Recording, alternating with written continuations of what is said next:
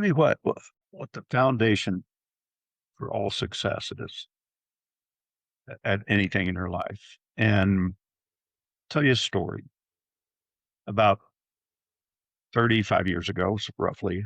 Um, a friend of mine and I, we used to read the same books and or some of the same books, and we would just get on the phone and discuss them. He lived in another state, and we just sometimes we'd talk for an hour on the book. And one day he called me and he said, "Would you read this page 87 in this book?" And he said, "I'll hang on while you read it." So I read it real quick, and he said, "Let's discuss it." And we spent an hour and a half discussing that one page. And at the end of it, he said, "Hey Jim," he said, "what do you think the word resourceful means?" And I said, "I don't know, man. Never really thought about it. Maybe using your imagination or being more productive." I said, "Why?" He said, "Oh, it's just an interesting word."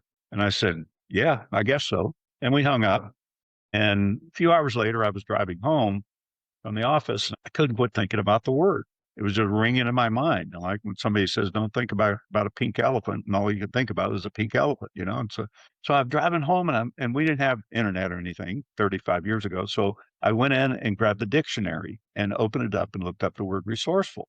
And it was defined as once again full of source. I thought resourceful, once again full of source. And I thought, that's interesting, depending on what you think source is. So then I looked up the keyword source, and the definition was where all things originate.